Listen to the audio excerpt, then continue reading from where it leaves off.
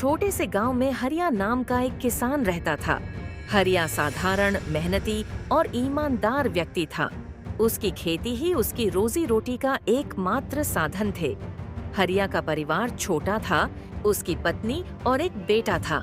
उनके पास ज्यादा जमीन नहीं थी, लेकिन जो भी था थोड़ा बहुत था। उसी से हरिया अपने परिवार का पेट पालता था। उसके खेत में हमेशा ताजे फल, सब्जी और अनाज उगते थे। हरिया की ईमानदारी की कहानी पूरे गांव में मशहूर थे।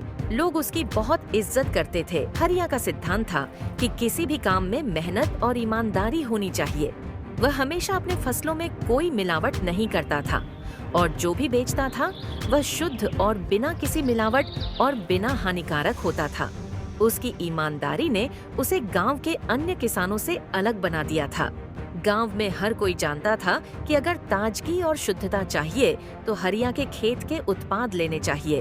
परंतु समय हमेशा एक जैसा नहीं रहता है। एक बार बारिश का मौसम था, बहुत पानी आया और हरिया की फसलें पूरी तरह बर्बाद हो गईं। खेत में पानी की बहुत होने के कारण फसलें सूख गईं और पैदावार में भारी नुकसान हुआ। हरिया का दिल टूट गया, लेकिन उसने हार नहीं मानी। उसने सोचा कि अगले साल उसे और दुगुना मेहनत करूंगा और अपने खेत को फिर से हरा भरा बना दूंगा। कई लोग हरिया से यह कहते थे कि वह अपने फसलों में कुछ रासायनिक खाद और कीटनाशकों का इस्तेमाल कर ले, ताकि फसल जल्दी तैयार हो जाता और अच्छी पैदावार होता। लेकिन हरिया ने हमेशा इन बातों को नजरअंदाज कर देते थे।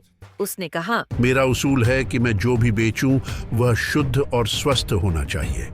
मुझे थोड़े पैसे कम मिलेंगे, लेकिन मेरी आत्मा को शांति तो मिलेगा। हरिया की पत्नी भी उसकी इस सोच का समर्थन करती थी। उसने कहा, जो ईमानदारी से मिलता है वही बरकत लाता है। हम दोनों मेहनत करेंगे और देखना, एक दिन हमारा खेत फिर से लहलहा उठेगा। फसल के नुकसान के बाद हरिया ने खुद को फिर से काम में झोंक दिया। अगले साल उसने कड़ी मेहनत से अपने खेत को सींचा और धीरे धीरे उसकी फसल फिर से हरी भरी होने लगी। पर तभी एक दिन उसके खेत में एक अमीर आदमी आया जो पास के शहर से आया था। उसने हरिया की ईमानदारी के बारे में सुना था और खुद उसकी फसलें देखने आया था।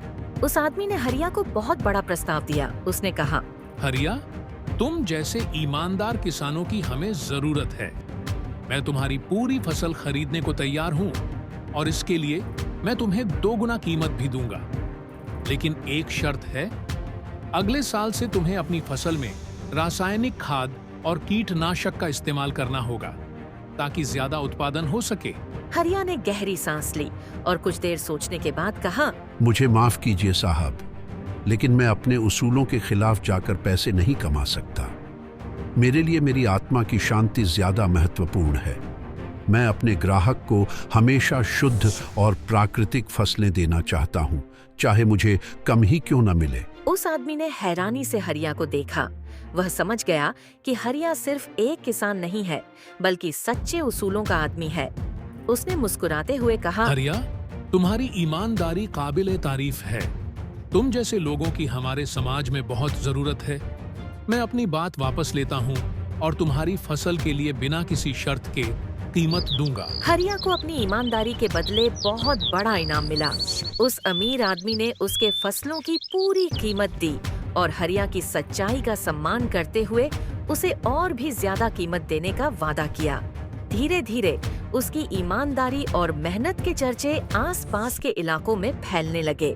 हरिया के पास अब अच्छे ग्राहक आने लगे जो उसकी शुद्ध फसलों की कद्र करते थे। हरिया ने अपने बेटे को भी ईमानदारी का पाठ पढ़ाया।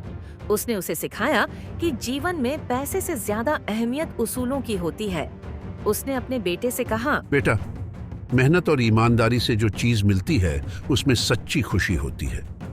कोई भी काम छोटा नहीं होता, लेकिन उसे ईमानदारी से करना बड़ा काम होता है। हरिया की कहानी धीरे धीरे सबके लिए प्रेरणा बन गई। गांव के अन्य किसान भी हरिया की तरह ईमानदारी और मेहनत के साथ काम करने लगे। उन्होंने मिलावट करना छोड़ दिया और प्राकृतिक तरीके से खेती करने लगे।